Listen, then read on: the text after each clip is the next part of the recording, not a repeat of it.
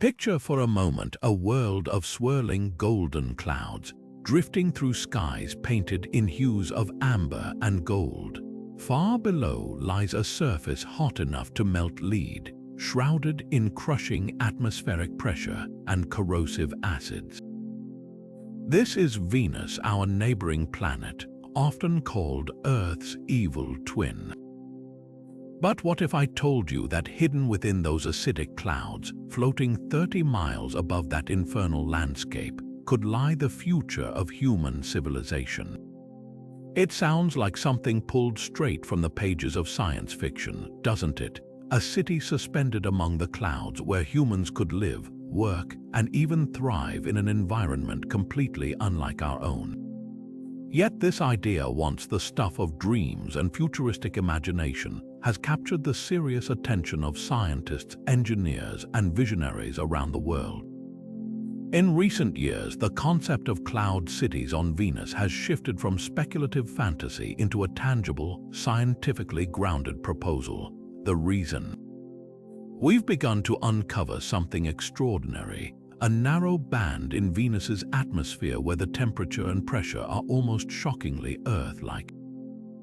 Up there, among those yellow sulfuric acid clouds, it's possible for humans to exist without pressurized suits, where the air itself could even be processed into breathable oxygen and water.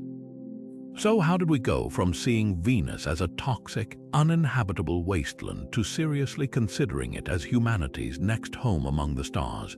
That shift in perspective is one of the most exciting stories in modern space science. It speaks to our unyielding drive to push beyond the known, to reimagine the possible, and to find hope and opportunity even in the most unlikely places. In this video, we're going to journey together into that golden haze to explore how cloud cities on Venus could become a reality, what it would take to build them, and why this vision represents one of the most audacious and inspiring possibilities for the future of life beyond Earth. Strap in, this is going to be a ride through the clouds like no other. But to truly grasp the sheer audacity of this idea, we first need to answer a fundamental question: why Venus? For decades, the narrative around our sister planet has been overwhelmingly one of caution and danger. We've sent probes that were crushed, melted, and dissolved within minutes of arriving. It's a world so hostile that its surface conditions are often used as the textbook definition of a planetary hellscape. So why are we now looking upward toward its acidic clouds with such genuine excitement and scientific optimism? The answer lies in a remarkable and counterintuitive discovery. While the surface of Venus is an inferno, its atmosphere is a place of incredible layers and gradients. As you ascend from that scorching ground, the crushing pressure begins to drop, and something almost miraculous happens. At an altitude of approximately 50 to 60 kilometers, that's about 30 to 37 miles up, you enter a specific band of the Venusian atmosphere that is, by far, the most Earth-like environment we have found anywhere else in our entire solar system. Let's break down what that actually means. Up there, the atmospheric pressure is almost exactly what we experience here at sea level on Earth. It's about 1 atmosphere. That's a staggering contrast to the surface, which experiences pressures 92 times greater than what we're used to, equivalent to being nearly a kilometer deep in Earth's ocean. This means that a human wouldn't need a massively pressurized suit to avoid being crushed.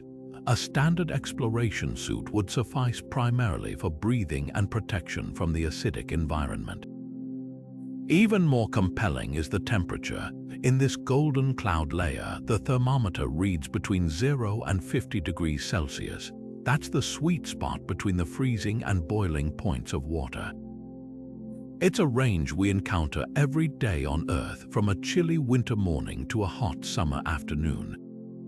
This is a profound difference from the extreme, life-unfriendly temperatures found on Mars, which can swing from a bitter negative 125 degrees Celsius at night to a slightly more tolerable 20 degrees on a summer day, or the unrelenting negative 200 degrees Celsius on the Moon. This combination of familiar pressure and temperature creates what scientists call an aerial habitable zone. It's a concept that turns our traditional search for life and future homes completely on its head. We're no longer just looking for another rocky planet with a solid surface. We're considering the possibility of building our future in the sky, floating within a planetary atmosphere itself. It's a paradigm shift as significant as when we first realized the Earth wasn't flat. We are learning that habitability might not always mean terra firma. It can also mean a stable, welcoming pocket of air, even in the most unexpected of places. Now, to fully appreciate the promise of those cloud decks, it's essential to understand the stark and terrifying reality of what lies beneath them. The surface of Venus isn't just uninhabitable. It is, by every measure, one of the most hostile environments humanity has ever encountered. It's a place where the very definitions of solid, liquid, and gas begin to blur under conditions so extreme they defy earthly comparison. Let's start with the heat. The average surface temperature on Venus is a staggering 460 degrees Celsius. That's over 860 degrees Fahrenheit. To put that into perspective, that's hotter than the surface of Mercury, which is far closer to the Sun. It is hot enough to melt lead, to soften zinc, and to cause many metals to glow a faint red. A human standing on that surface, were it somehow possible, would be incinerated instantly, not just burned, but reduced to ashes in a fraction of a second. This incredible heat is the result of a runaway greenhouse effect, a cautionary tale of what can happen when a planet's atmosphere traps solar energy with terrifying efficiency. The thick blanket of carbon dioxide and clouds of sulfuric acid act like an insulating oven, baking the surface and creating a perpetual global inferno. If the heat weren't enough, the pressure would finish the job. The atmospheric pressure at the surface is 92 times greater than what we experience at sea level on Earth. Imagine yourself diving deep into the ocean. This pressure is equivalent to the crushing force you would feel nearly 1 kilometer underwater. It is a weight so immense that it has crushed every lander humanity has ever sent there within minutes, or in a few heroic cases, a couple of hours. The Soviet Venera probes, some of the only spacecraft to ever return images from the surface, were engineered like submarines to withstand this immense force, but even their titanium hulls were eventually compromised and collapsed under the relentless squeeze. This pressure isn't just a number, it is an active, destructive force that would flatten any structure not specifically designed to resist it, and the atmosphere itself is a toxic, corrosive nightmare. It is predominantly carbon dioxide, but at these extreme temperatures and pressures, this gas enters a strange, supercritical state. It no longer behaves like a typical gas we might be familiar with. Instead, it acts with the density of a fluid, seeping into materials and exerting its crushing force from all directions simultaneously.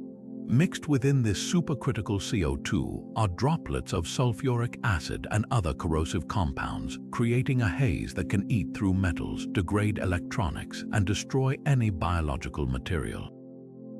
This isn't just an atmosphere, it's a violent chemical soup that actively works to dismantle anything foreign that enters it.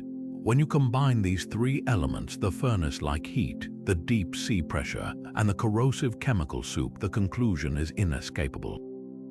Building any kind of permanent settlement on the surface of Venus is, with our current technology and for the foreseeable future, utterly impossible.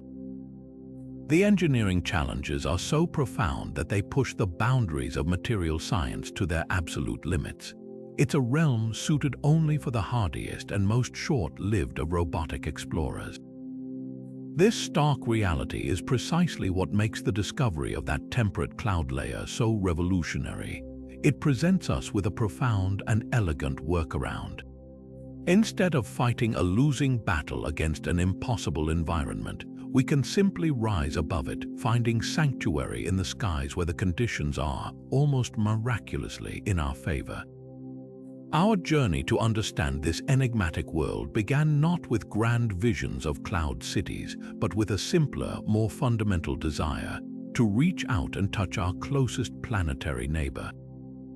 The story of Venus exploration is a gripping tale of ambition, ingenuity, and sheer human determination in the face of repeated, spectacular failure. For every triumph, there were a dozen probes that fell silent, crushed or melted into silence before they could send back a single byte of data. This was the high-stakes arena of the early space race, and the Soviet Union led the charge with its Venera program. The name itself, Venera, is the Russian word for Venus, and it became synonymous with a relentless drive to conquer a planet that seemed to actively resist being conquered. The early attempts were brutal lessons in humility. Venera 1 flew past the planet without returning data. Several probes never even made it out of Earth's atmosphere. But with each failure, the engineers learned, adapting their designs for the hell that awaited. The first major breakthrough came in 1970, when Venera 7 achieved what was once thought impossible. It became the first human-made object to successfully soft land on another planet and transmit data back to Earth. For 23 agonizing minutes, this rugged little sphere, built like a deep sea diver to withstand immense pressure, sent back temperature readings from the surface, confirming the nightmarish heat we now know so well. But the true Holy Grail, an image from the surface, remained elusive. That all changed 5 years later. In 1975, Venera 9 and 10 not only landed, they opened their eyes. The grainy, sepia-toned images they sent back were nothing short of revolutionary. For the first time in human history, we were looking up from the surface of another world. We saw rocky, barren plains under a hazy, glowing sky, a landscape both utterly alien and hauntingly familiar. These first pictures were followed by others from Venera 13 and 14, which captured panoramas of a rocky desert and even conducted rudimentary soil analysis, all while surviving for over 2 hours against all odds.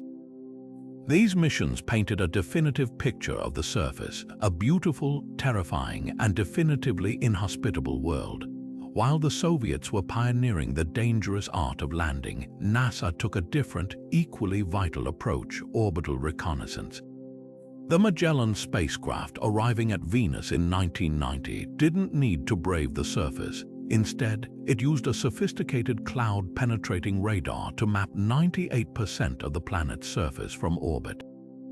This was a game-changer. Magellan's data revealed a world of vast volcanic plains, towering mountain ranges, and bizarre, pancake-like domes called pancake domes that suggested a complex and geologically active past.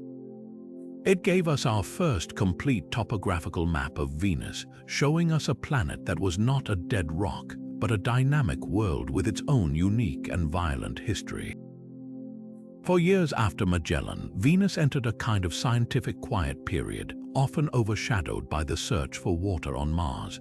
But the questions raised by those early missions never fully went away.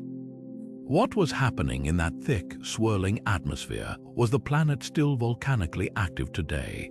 This renewed curiosity sparked a 21st century renaissance in Venus exploration. The European Space Agency's Venus Express orbiter, which operated from 2006 to 2014, was dedicated to studying the atmosphere in unprecedented detail. It confirmed the presence of lightning high in the clouds, mapped global wind speeds, and discovered a surprisingly cold layer high in the atmosphere that scientists are still working to explain. Then came Japan's Akatsuki orbiter, a mission of brilliant redemption. After a main engine failure nearly doomed the spacecraft in 2010, JAXA engineers performed a remarkable feat of celestial gymnastics, using smaller attitude control thrusters to eventually slip into orbit around Venus 5 years later. Akatsuki, which means dawn, has been studying the planet's super-rotating atmosphere ever since, capturing stunning images of massive gravity waves and a bizarre, bow-shaped structure in the clouds that stretches for thousands of miles. It is these more recent missions, focused not on the deadly surface but on the complex dynamics of the air above it, that have fundamentally shifted our perspective. They provided the crucial data that allowed scientists to identify that tantalizingly habitable band in the clouds, turning science fiction into a serious engineering proposal and bringing the dream of a city in the clouds dramatically closer to reality. And so we arrive at one of the most electrifying chapters in the modern story of Venus, a discovery so unexpected that it sent shockwaves through the entire scientific community and forced us to re-examine everything we thought we knew about life in the universe. For centuries, the question of life beyond Earth has focused on Mars or distant exoplanets. But in 2020, a team of astronomers made a stunning announcement that shifted the spotlight dramatically, pointing their evidence squarely at the acidic clouds of our sister planet. Using two of the most powerful radio telescopes on Earth, the James Clerk Maxwell Telescope in Hawaii and the Atacama Large Millimeter Array in Chile, they had detected the spectral signature of a rare, toxic gas called phosphine floating in that temperate cloud band 50 kilometers above the surface. On Earth, phosphine is a molecule that tells a story. It can be created through certain industrial processes or by non-biological means in the extreme environments of gas giants like Jupiter, where immense pressure and heat can forge the molecule abiotically. But here on our rocky planet, in any significant quantity, phosphine is almost exclusively a byproduct of anaerobic life microbes that thrive in environments without oxygen, like swamps, wetlands, and even the guts of animals. These microorganisms take phosphate minerals, add hydrogen, and expel phosphine gas as a part of their metabolic process. Finding it in the atmosphere of another rocky world, therefore, is like smelling wood smoke in a forest. It's not definitive proof of a campfire, but it's a compelling signature that strongly suggests one might be burning. The researchers, led by Professor Jane Greaves of Cardiff University, rigorously worked to rule out every conceivable non-biological explanation. They modeled countless chemical and geological processes: volcanic outgassing, meteorite impacts, lightning strikes, even reactions with the sulfuric acid droplets themselves, but none could account for the abundance of phosphine they observed. The implication, hanging in the air like the gas itself, was breathtaking. The most straightforward explanation was that something alive was producing it. The announcement ignited a firestorm of excitement and intense debate. Headlines around the world screamed about the possibility of life on Venus, and for a moment, the public imagination soared with visions of alien microbes drifting through the golden haze. But science, by its very nature, is a process of relentless scrutiny. Other teams of researchers immediately began to dissect the data and the methods. Some questioned the interpretation of the telescope signals, suggesting the reading might not be phosphine at all, but instead sulfur dioxide, a gas already known to be common in the Venusian atmosphere. Others argued that the models used to rule out abiotic processes were not comprehensive enough, and that some unknown geological or photochemical pathway peculiar to Venus could still be responsible. The original team stood by their work, reanalyzing their data and publishing follow-up studies that continued to support their initial finding. Yet the conversation had irrevocably shifted from a straightforward announcement to a complex, ongoing scientific dialogue.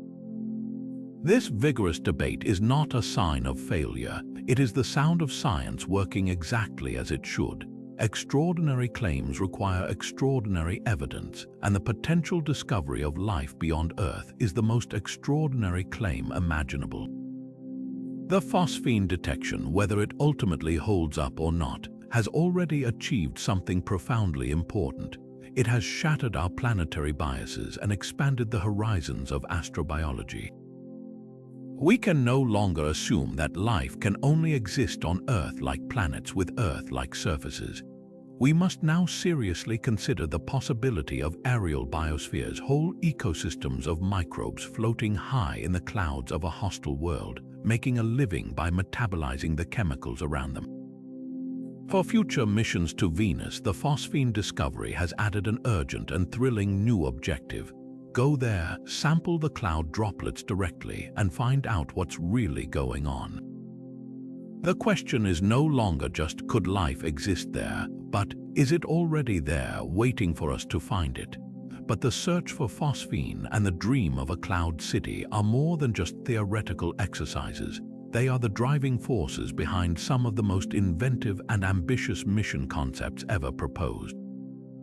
Leading this charge is a team from NASA's Langley Research Center, which has given us a stunningly detailed vision of what a human mission to the Venusian clouds could actually look like. Their project is called HAVOC, which stands for High Altitude Venus Operational Concept, and it is arguably one of the most audacious and brilliantly creative space exploration plans ever put to paper. The core idea of HAVOC is as elegant as it is revolutionary. Instead of trying to land on the deadly surface, the mission would establish a human outpost in the sky, a city of scientists and engineers living and working within a fleet of massive helium-filled airships. These would not be small, cramped capsules but vast vessels, designed to float serenely in that temperate, 55-kilometer high atmospheric band for up to an entire Earth year. Imagine a glittering silver zeppelin, longer than a football field, its smooth envelope reflecting the golden glow of the clouds below, serving as a mobile base for the most profound scientific discovery ever attempted. The engineering behind such a craft is a masterpiece of leveraging the local environment. The main habitat and the crew's living quarters would be suspended beneath a gigantic, unpressurized helium balloon. This is the key to its simplicity and elegance. The breathable air inside the crew capsule, a mix of nitrogen and oxygen, would actually be lighter than the dense carbon dioxide atmosphere outside. This means the entire system naturally possesses buoyancy. The helium balloon provides the primary lift, while the breathable air inside the habitat itself acts as a secondary lifting gas, contributing to the overall flotation. It's a brilliantly efficient two-for-one solution that turns the planet's greatest challenge, its thick atmosphere, into its greatest asset. Life aboard this cloud city would be unlike any other deep space mission. The astronauts would not be confined to a tiny lander. They would have a spacious, multi-level habitat with areas dedicated to research, recreation, and rest. They would conduct daily sorties outside the main habitat, not in bulky, pressurized suits designed to resist a vacuum, but in simpler, acid-resistant suits to protect them from the sulfuric acid droplets as they service external instruments or collect samples from the surrounding atmosphere. Their work would be a blend of intense science and serene observation. They would deploy swarms of autonomous drones to map wind patterns and cloud composition, lower instrument packages on long tethers to probe the deeper atmosphere, and use powerful spectrometers to search for the source of that mysterious phosphine signal from point-blank range. Every day would offer a breathtaking vista, the sun, diffused and hazy but always visible in the sky above, and the endless, swirling landscape of golden clouds stretching to the horizon in every direction. The HAVOC concept doesn't stop at a single mission. It outlines a progressive campaign that would begin with robotic scouts to validate the technology, followed by a 30-day manned mission into orbit around Venus, then a first 30-day foray into the atmosphere itself inside the airship. The ultimate goal is that year-long presence, a sustained human effort to unlock the secrets of the atmosphere and search for definitive signs of life. It's a plan that acknowledges the profound challenges while offering a clear, step-by-step pathway to overcoming them. HAVOC transforms Venus from an impenetrable fortress into a world of incredible opportunity, proving that with creativity and courage, even the most hostile environments in our solar system can become a new frontier for humanity. This elegant principle of buoyancy is the very foundation upon which the entire concept of a Venusian cloud city rests. Unlike a rocket fighting relentlessly against gravity or a Mars rover anchored to the dusty ground, A habitat here is designed to work in harmony with the environment, not against it. The primary structure would be a colossal, flexible envelope, a technological marvel of materials science designed to be both incredibly lightweight and immensely durable. This isn't just a balloon, it's the outer shell of an entire city, a protective barrier against the acidic clouds outside. Engineers would likely construct it from a multi-layered composite, perhaps a combination of Teflon-coated fabrics or advanced polymers like Vectran, which are not only strong and lightweight but also highly resistant to corrosion from sulfuric acid. This durable skin would encapsulate the entire settlement, creating a stable, internal environment. Inside this vast envelope, the atmosphere would be nothing like the toxic soup outside. It would be filled with a carefully balanced, breathable air mixture, the same nitrogen and oxygen blend we enjoy here on Earth. And here's the most beautiful part of the design. This breathable air is not just for sustaining life, it is the very thing that keeps the entire city afloat. Our familiar air is significantly lighter than the dense carbon dioxide that makes up the Venusian atmosphere. This means the entire habitat, from its structural envelope to its living quarters and laboratories, would naturally be buoyant. It would float effortlessly like a bubble of Earth air rising through water, requiring minimal energy to maintain its precise altitude in that temperate zone. Station keeping wouldn't involve roaring thrusters burning precious fuel, but rather a more graceful system of propellers or fans, gently adjusting position to navigate wind currents and stay within the most hospitable layer. Beneath this giant protective envelope, the actual city would take shape. Picture a series of interconnected modules, not unlike the International Space Station, but designed for a very different purpose. These would be the living and working quarters for the inhabitants, spacious, multi-level structures hanging from the interior of the envelope. They would contain research labs for analyzing atmospheric samples, hydroponic gardens for growing fresh food and recycling air, communal areas for social interaction, and private quarters offering a view of the eternal golden sunset outside. Access to the outside for maintenance or scientific collection would require specialized suits, but these wouldn't be the bulky, pressurized suits needed for the vacuum of space. Instead, they would be sleeker, focused primarily on creating a protective barrier against the acidic mist, with advanced filtration systems and acid-resistant coatings. The entire design is a testament to human ingenuity, turning the planet's greatest threat, its incredibly dense atmosphere, into its most valuable resource for sustainable, long-term habitation. While the challenges of building and sustaining a cloud city are profound, Venus offers one monumental, almost miraculous advantage that no other location in the inner solar system can match: a virtually limitless and perfectly reliable source of energy.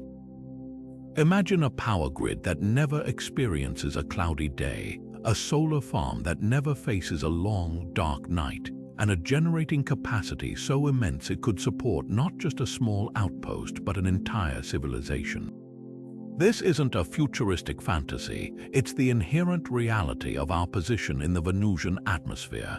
The numbers alone are staggering. Venus orbits much closer to the Sun than Earth does, bathing it in nearly twice the intensity of solar radiation. A standard solar panel placed in space near Venus would generate almost 1.9 times more power than an identical panel placed near Earth. But the real magic happens when we combine that inherent solar advantage with the unique properties of the planet's atmosphere itself. Floating at the top of that temperate cloud layer, a colony would be situated above the majority of the thick, obscuring haze. The sun would be a constant, brilliant presence in the sky, far brighter than we ever see it from Earth's surface. And below this colony lies one of the most reflective surfaces in the entire solar system, the planet's own global blanket of sulfuric acid clouds. These clouds have an extraordinarily high albedo, meaning they reflect a huge percentage of the sunlight that hits them. Some estimates put it as high as 70%. This creates a double bounty for energy generation. Solar panels on the city's surface would capture direct, intense sunlight from above, but they could also be strategically positioned to capture the immense amount of light being reflected upward from the brilliant cloud tops below. It would be like surrounding a power plant with a colossal, natural array of mirrors stretching across the entire horizon. This constant dual-source illumination means that even as the city rotates with the wind currents, it would experience something close to perpetual, high-intensity daylight. There would be no diurnal cycle, no seasons, and no energy droughts. The concept of storing power for the night becomes almost irrelevant, as the energy supply would be continuous and overwhelmingly abundant. This surplus of power fundamentally changes the economic and practical equations for the colony. With such a vast and reliable energy budget, processes that are considered energy-intensive and challenging on other worlds become not just feasible but routine. The most critical of these is the processing of the local atmosphere itself. The Venusian air, while toxic to breathe, is an incredibly rich reservoir of raw materials. It is 96.5% carbon dioxide, with 3.5% nitrogen and trace elements including sulfur. With massive amounts of solar power at their disposal, colonists could run sophisticated processing plants to break this carbon dioxide down into its component parts, breathable oxygen and carbon, which could be used for manufacturing or construction. They could combine atmospheric nitrogen with hydrogen extracted from the sulfuric acid droplets to create fertilizer for vast aeroponic farms, or even synthesize ammonia. This ability to live off the land using the planet's own atmosphere powered by its unwavering sunlight is the key to true self-sufficiency and long-term growth, turning a remote outpost into a thriving, self-sustaining world. Of course, the most fundamental requirement for any human presence is the very air we breathe. At first glance, the Venusian atmosphere seems like a cruel joke in this regard, a suffocating blanket of carbon dioxide that would snuff out life in an instant. But to an engineer or a chemist, that 96.5% CO2 isn't a barrier, it's a bonanza. It is, quite literally, an ocean of raw material waiting to be processed, offering two of the most crucial resources any off-world colony could ask for: breathable oxygen and the basic building blocks for industry.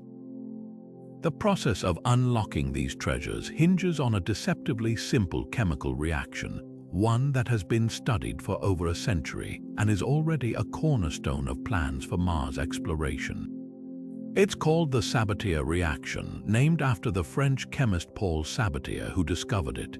In essence, it's a way of taking the two atoms of oxygen locked inside each molecule of carbon dioxide and setting them free.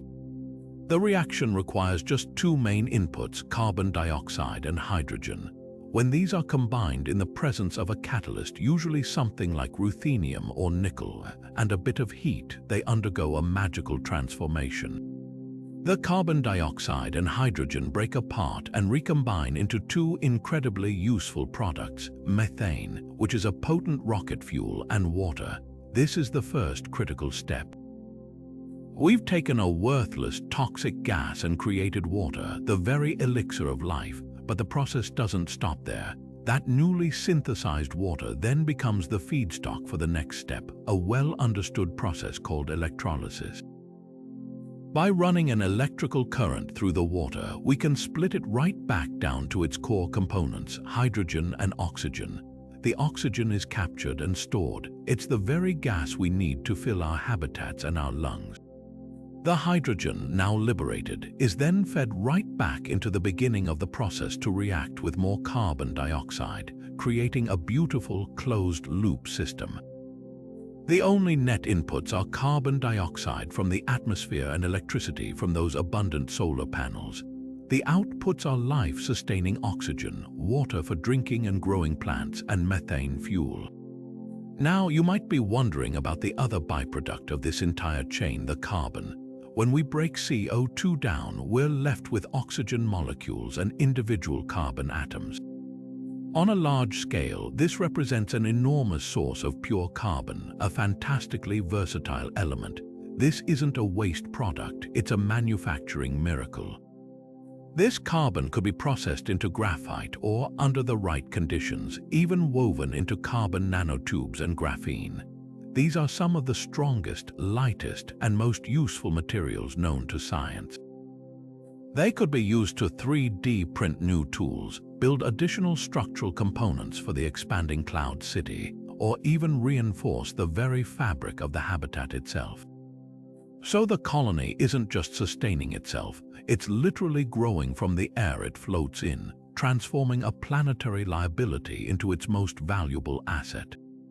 This entire life support architecture would function like a planetary-scale set of lungs, constantly inhaling the hostile Venusian air, filtering out what it needs, and exhaling the purified, breathable atmosphere that sustains human life.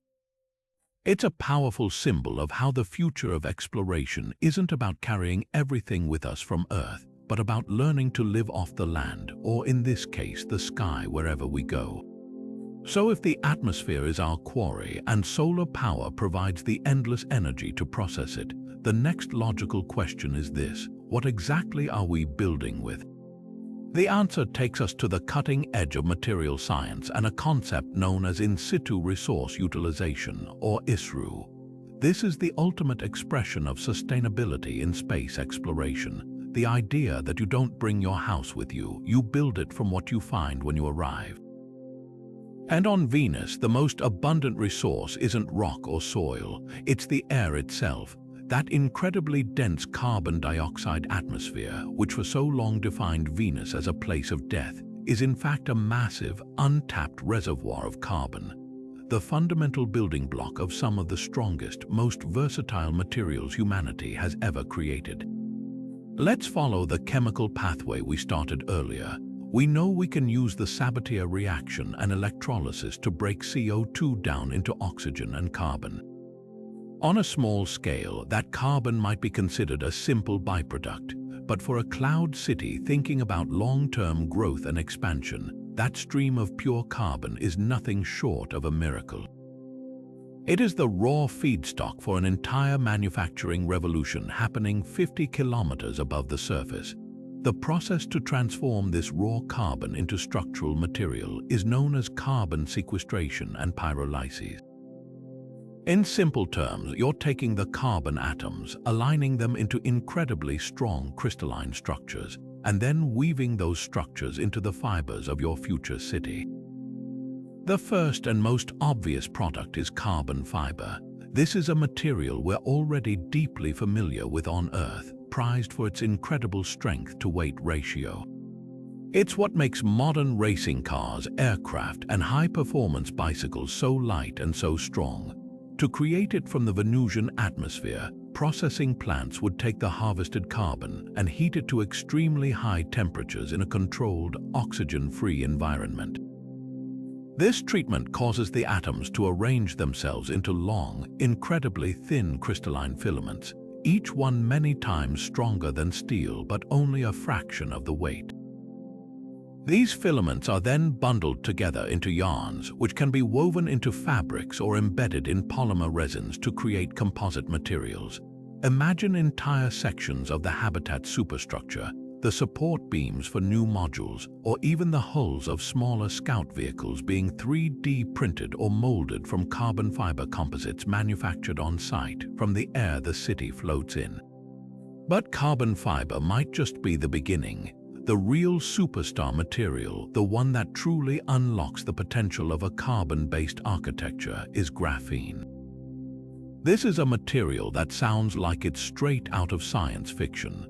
It's a single layer of carbon atoms arranged in a two-dimensional honeycomb lattice, and it is a record breaker in almost every category. It is the strongest material ever tested, about 200 times stronger than steel. It's incredibly lightweight, flexible, transparent, and an excellent conductor of both heat and electricity. On Earth, producing high-quality graphene in large quantities is still a significant technological and expensive challenge. But on Venus, the entire manufacturing process is streamlined by the environment itself. The constant, abundant solar power provides the immense energy needed for the chemical vapor deposition processes that build graphene layer by layer. The pure carbon feedstock is already being produced as part of the life support system, eliminating the need for complex supply chains. The applications for graphene within a cloud city are almost limitless. It could be mixed into polymers to create ultra-strong, lightweight composites that are far superior to standard carbon fiber for critical structural elements.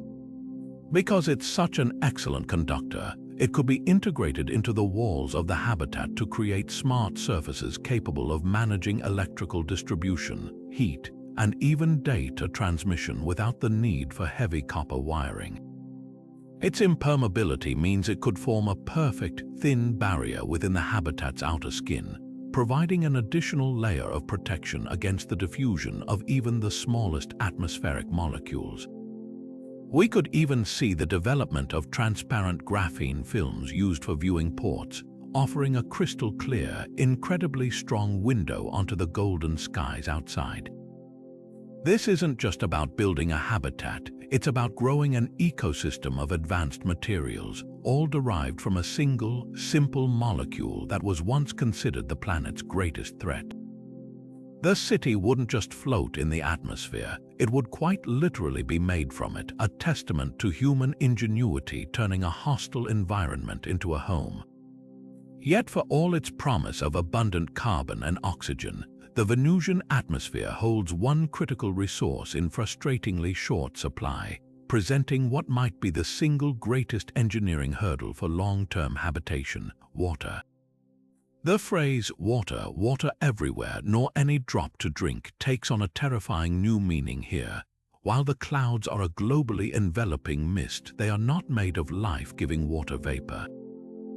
They are a corrosive haze of sulfuric acid, a brutal chemical that actively destroys biological tissue and degrades most metals. Securing a reliable, pure water supply from this hostile environment isn't just a matter of comfort.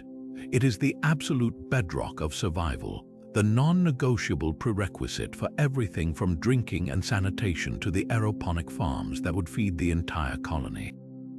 The first challenge is one of sheer chemistry. The clouds of Venus are a concentrated solution of sulfuric acid, H2SO4, ranging between 75 and 95% strength. To understand what that means, the battery acid in your car is roughly a 30 to 50% solution. The Venusian cloud droplets are significantly more potent. These are not mere vapors, they are a highly concentrated, corrosive aerosol that would inflict severe burns on exposed skin and swiftly eat through unprotected equipment. The goal, then, is to somehow safely collect vast quantities of this toxic mist and perform a kind of chemical alchemy, reverse engineering it back into its basic components to liberate the precious hydrogen and oxygen atoms needed to form pure, clean water. The technological solution would likely be a multi-stage, industrial-scale filtration and processing system, a vital organ for the entire cloud city. The first step would involve collection. Large, specially designed intakes, likely made from acid-resistant Teflon or advanced ceramics, would be positioned outside the main habitat to funnel the ambient mist into the processing plant. These wouldn't be simple scoops, they would need to be actively heated to just the right temperature to prevent the acidic droplets from freezing onto the surfaces and clogging the system, a delicate balancing act given the cold temperatures at that altitude. Once inside, the collected acid would undergo a process called electrolysis, the same fundamental technology we use to extract hydrogen and oxygen from water, but in reverse. By running a powerful electrical current through the sulfuric acid, we can break it apart. The molecules split into hydrogen ions, sulfate ions, and oxygen. This is where the real magic happens. The hydrogen ions are the ultimate prize. They can be drawn off and combined to form pure hydrogen gas. This harvested hydrogen then becomes the key ingredient for the Sabatier reaction we discussed earlier, where it is combined with atmospheric carbon dioxide to create methane fuel and, most importantly, water. It's a beautifully closed loop. The toxic sulfuric acid provides the hydrogen, the atmosphere provides the carbon dioxide, and the sun provides the energy to power the entire reaction. The output is synthesized, pure, distilled water. This wouldn't be a one-time process. It would be a constant, humming operation running 24/7, a dedicated industrial effort as vital to the city's survival as its power grid. The water produced would then be mineralized and treated to make it potable for the crew and usable for the hydroponic and aeroponic systems that would grow the colony's food, creating a life-sustaining cycle high above the barren surface. And so we arrive at one of the most human and vital aspects of building a new world. How do we feed ourselves? In the sterile, controlled environment of a Venusian cloud city, there are no fields of waving grain, no orchards heavy with fruit. The very concept of soil is as alien as the surface far below. Instead, sustenance would come from something far more advanced and efficient, a symphony of agriculture that turns the entire colony into a self-contained, life-giving ecosystem. This is the realm of aeroponics and hydroponics, farming methods that sound like they're from the future but are already being perfected here on Earth, and they hold the key to transforming sterile gas and processed water into a thriving green oasis floating in the golden sky. Picture a vast, multi-level chamber within the habitat, bathed in the soft, purple-tinged glow of energy-efficient LED lights. This is no dark, cramped compartment. It is a vibrant, climate-controlled farm where plants grow not in dirt but in air or water. In hydroponic systems, the roots of plants are suspended in a gently flowing, oxygen-rich solution that is meticulously infused with a perfect balance of nutrients: nitrogen, potassium, phosphorus, and trace minerals, many of which can be extracted and refined from the processed atmosphere itself. Aeroponics takes this concept a step further, representing the pinnacle of efficiency. Here, the plant roots dangle freely in the air within a closed chamber, and at precisely timed intervals, a fine mist of that same nutrient-rich solution is sprayed directly onto them. This method uses a fraction of the water of traditional farming, even less than hydroponics, because almost none of it is wasted to evaporation or runoff. Every single droplet is consumed by the plant, making it the perfect technology for an environment where every gram of water is precious and must be accounted for. The selection of crops would be a carefully calculated decision, balancing nutritional needs, growth speed, space efficiency, and even psychological benefits. Fast-growing leafy greens like lettuce, spinach, and kale would be staples, providing essential vitamins and minerals. Dwarf varieties of tomatoes, peppers, and strawberries would add crucial variety and flavor to the diet, their bright colors offering a welcome visual break from the monochrome gold outside the viewports. But the real workhorses would be calorie-dense crops like potatoes and sweet potatoes, which can be grown aeroponically with high yields, and legumes like soybeans, which are not only protein-rich but can also be processed into countless other foods. And weaving through this entire system would be the silent, unsung heroes of space travel. Algae, spirulina and chlorella, cultivated in transparent tubes, are incredible powerhouses. They grow rapidly, are packed with protein and nutrients, excel at scrubbing carbon dioxide from the air and replenishing oxygen, and can even help process organic waste. They wouldn't necessarily be a primary food source, but an integral part of the life support loop, a biological filter that sustains the entire environment. This agricultural system is far more than just a food factory. It is the beating green heart of the colony's closed-loop life support. The connection is beautifully symbiotic. The astronauts breathe out carbon dioxide, and the plants eagerly absorb it, using photosynthesis to grow, and in return releasing the fresh oxygen the crew needs to breathe. But the loop goes even deeper. Human waste, both liquid and solid, along with any inedible plant matter, is not discarded. It would be carefully processed, sterilized through composting or hydrothermal systems to recover every last bit of water and to break it down into its core nutrients. These reclaimed nutrients are then fed right back into the hydroponic and aeroponic misting systems, completing the cycle. The water you drink one day might, through this incredible natural recycling process, become part of a tomato you eat a month later. This isn't just farming, it's a profound partnership with biology, a constant circular dance of elements that transforms waste back into life, ensuring the colony can persist indefinitely, cut off from Earth but utterly self-reliant, a tiny, thriving island of green in the vast Venusian sky. Think of the workday beginning not with a commute through traffic, but with a morning briefing overlooking an endless sea of swirling, golden clouds. The gentle, constant motion of the entire city, riding the super-rotating winds, is a subtle reminder that this is an office unlike any other. Life in a Venusian cloud city would fundamentally redefine the concept of work, creating a unique economy built on a foundation of extreme self-reliance and profound scientific discovery. The community would be small, perhaps only a few dozen or 100 pioneers at first, making every individual's role critical to the collective survival and success of the mission. There are no superfluous jobs here. Every task, from the most complex research to the most routine maintenance, is a direct contribution to sustaining this tiny bubble of humanity in a vast alien sky. The most immediate and constant demand for labor would be in the field of maintenance and systems management.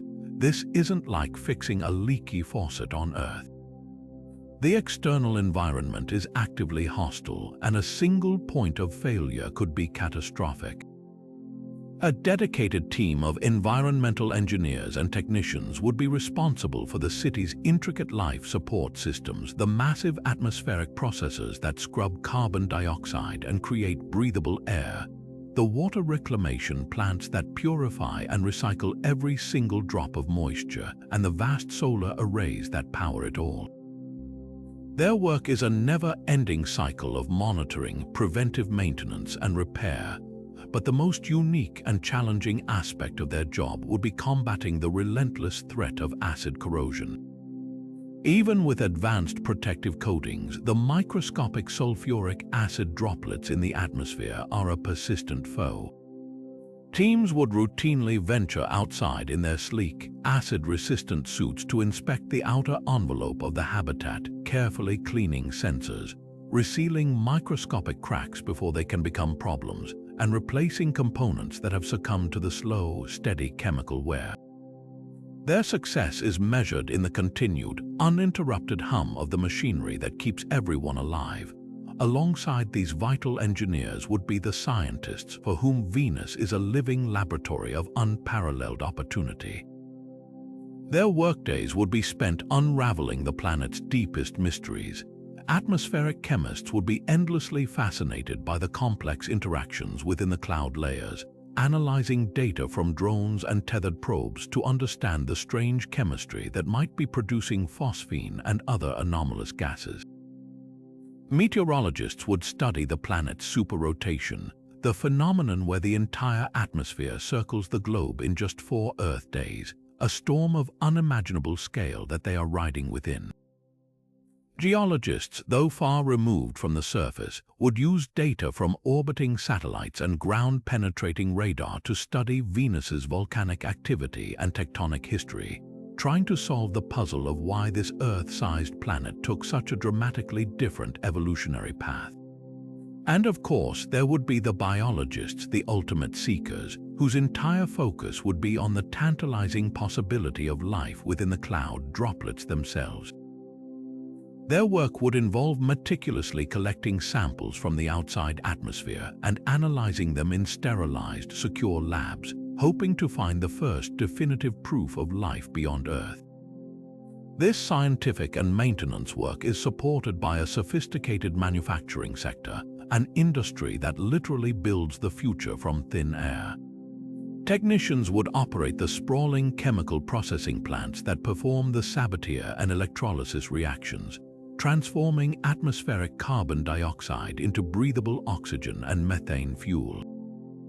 But the most futuristic work happens in the materials fabrication labs. Here, engineers would oversee the advanced 3D printers and chemical vapor deposition chambers that transform the harvested carbon into the city's very bones. Strong, lightweight carbon fiber beams, graphene composites for new construction, and custom-designed tools and parts. This ability to manufacture on demand from local resources eliminates the crippling dependence on years-long supply missions from Earth and is the key to the colony's long-term growth and resilience. And weaving through all of this is the most human-centric job of all, farming. In the aeroponic and hydroponic farms, agricultural specialists are less traditional farmers and more masters of a closed ecological system. They are part botanist, part chemist, and part life support operator. Their daily routine involves monitoring the health of thousands of plants, adjusting the precise nutrient mixtures sprayed onto the roots, managing the artificial daylight cycles, and ensuring the perfect humidity and temperature for maximum growth. They harvest not just food, but oxygen and psychological well-being. The vibrant green of the grow rooms is a cherished respite from the amber hues outside, a living reminder of the world they came from and the new one they are building. In this floating metropolis, the farmer's role is as critical as the engineers, for they are the stewards of the biosphere that sustains the colony's body and spirit. But beyond the critical work of survival and science, a thriving human settlement must also be a place to truly live. Envision an existence where your entire world is a self-contained island, perpetually adrift on a slow current of wind, surrounded by an endless, beautiful, yet monotonous vista of yellow haze. The psychological weight of such isolation, of being a tiny community separated from Earth by tens of millions of miles of empty space, cannot be overstated.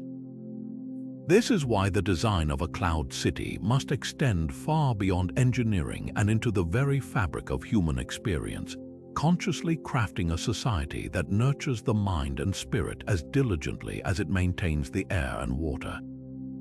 Architecture would play a profound role in this endeavor. While efficiency is paramount, the layout of the habitat could never feel like a cramped submarine or a sterile laboratory. Instead, the city's heart would be its communal spaces, large, open atriums designed to combat any sense of claustrophobia. These would be the town squares of the sky, multi-level gardens filled with the lush greenery of the aeroponic farms, where the scent of damp soil and growing plants would provide a tangible connection to Earth. The walls of these grand plazas would likely be immense, reinforced viewports, offering a breathtaking panoramic lookout over the cloud decks. This constant visual connection to the vastness outside is crucial. It's a reminder of the incredible audacity of their mission, not a symbol of confinement. Here, residents would gather for communal meals, celebrations, and spontaneous conversations, reinforcing the social bonds that are the ultimate defense against isolation. For moments of solitude or deeper Earth connection, virtual reality would become an indispensable lifeline, far more advanced than the gaming systems we know today.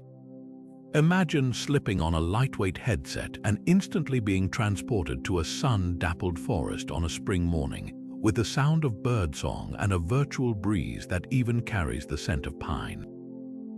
You could take a walk along a familiar beach, feeling the simulated sand between your toes, or attend a live concert on Earth in real time, sharing the experience with family light minutes away. This isn't mere entertainment, it's a vital psychological tool for maintaining mental health and cultural continuity. It would allow cloud citizens to feel the rain, experience the change of seasons, and visit the homes they left behind, preventing the kind of deep cultural drift that can occur in isolated communities. And from this unique combination of extreme isolation and profound interdependence, an entirely new culture would inevitably blossom: the culture of the cloud citizens. This identity would be a source of immense pride, forged in the shared understanding of their precarious and magnificent existence. They might develop their own unique traditions, perhaps an annual festival celebrating the city's founding, marked by a synchronized dimming of the interior lights to allow for an unparalleled view of the stars from their lofty perch. Their art and music would be inspired by their surrounding swirling golden patterns, the serene silence of the outside world, the ever-present hum of the life support systems that form the backdrop to their lives. Their language would gradually incorporate new words to describe phenomena unique to their world, terms for specific cloud formations or types of atmospheric shimmer that simply don't exist on Earth. This society would likely place an extraordinary value on community, cooperation, and sustainability, because every individual's actions directly impact the survival of the whole.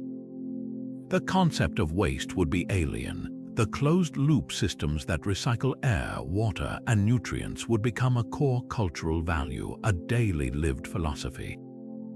The cloud citizens wouldn't see themselves as exiles from Earth, but as pioneers of a new human condition, one that is consciously designed, intimately connected to its environment, and living in elegant balance with a world that from the outside appears utterly hostile. They are proof that home isn't always a place you find. Sometimes it's a world you build together and a society you choose to create. Now, with this vision of a thriving society in the clouds firmly in mind, let's chart the extraordinary journey that would take us there. The trip from Earth to Venus is one of the most efficient interplanetary voyages possible within our solar system, a fact that often gets overshadowed by our cultural focus on Mars. Due to Venus's closer orbit to the Sun, transit times can be significantly shorter, while a mission to Mars can take anywhere from 6 to 9 months depending on orbital alignment. A crewed flight to Venus could be accomplished in as little as 5 months during optimal launch windows. This shorter duration isn't just a matter of convenience. It dramatically reduces the crew's exposure to deep space radiation and the psychological strain of confinement, making it a major point in Venus's favor for human exploration.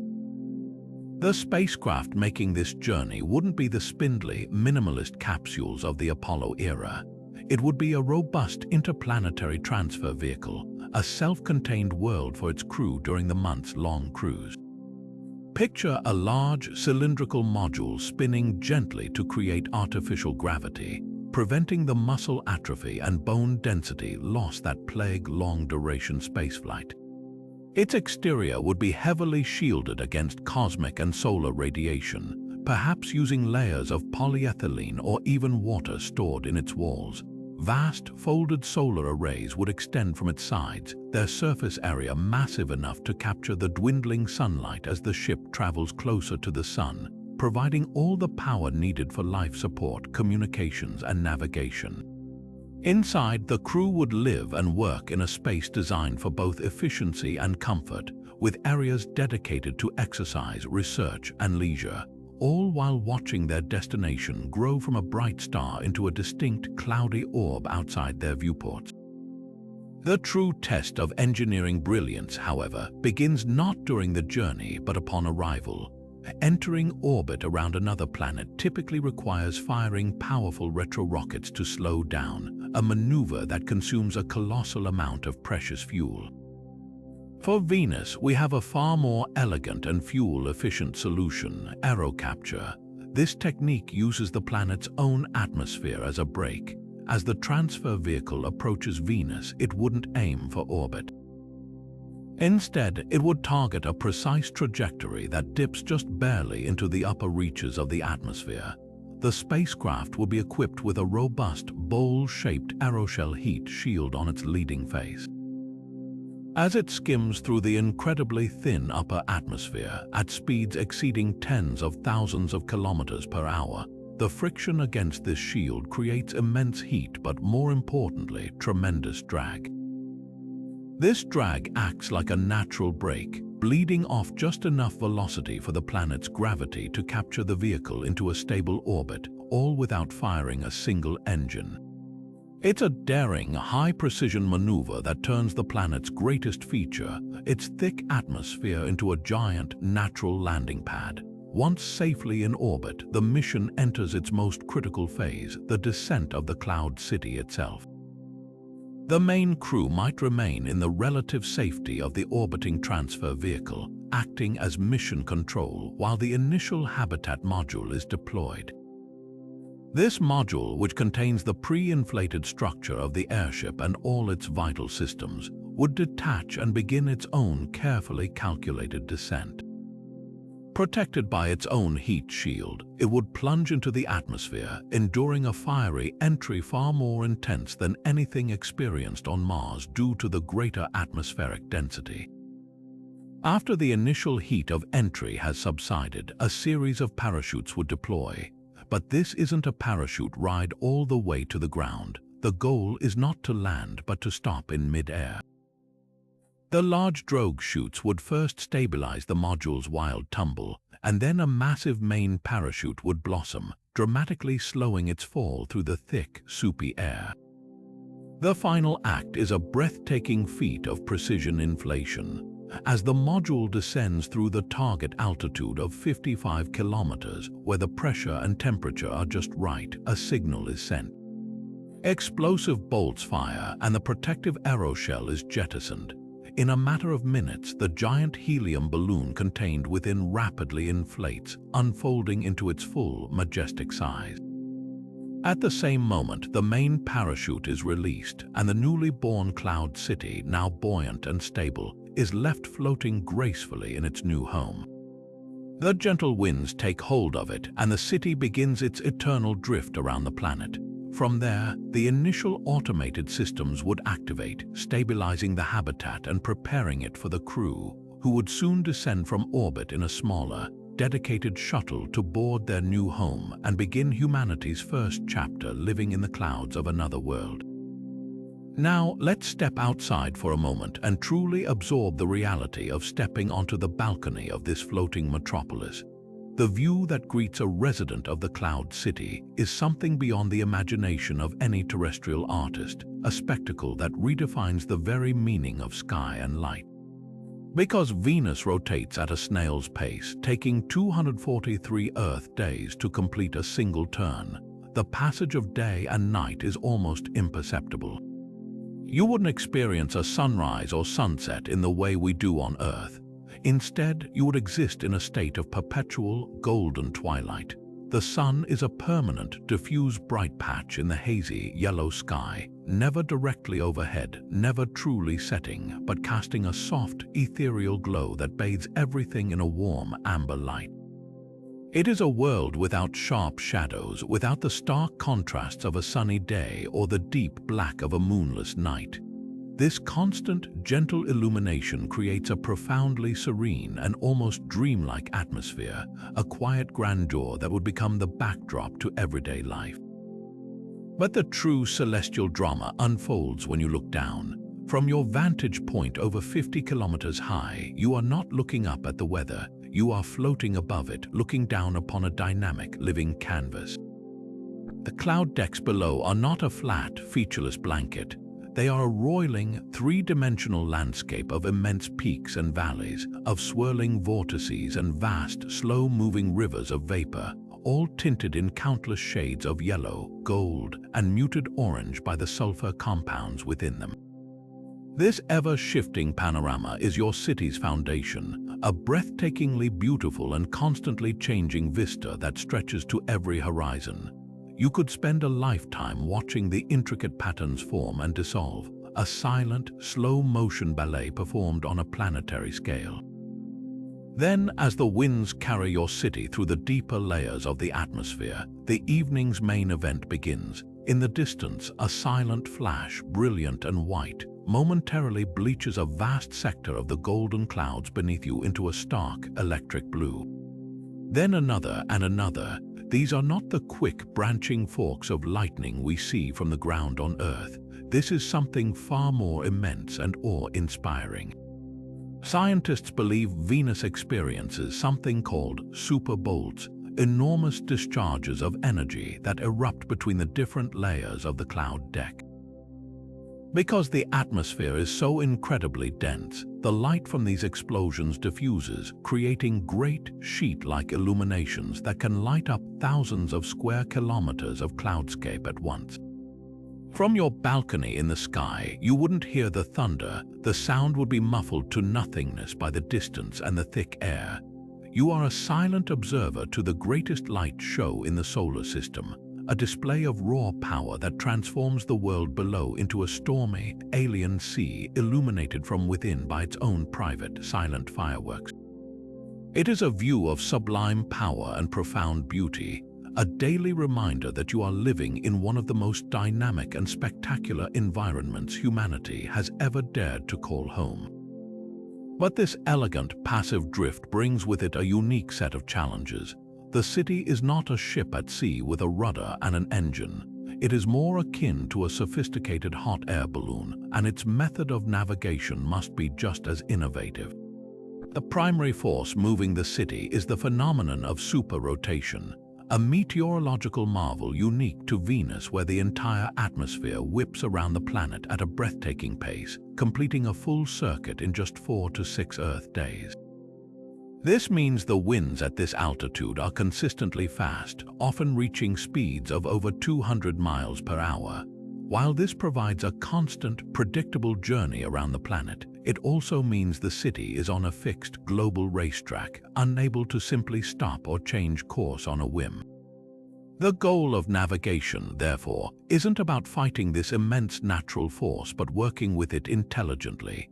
The key lies in understanding that the Venusian atmosphere is not a uniform river of air.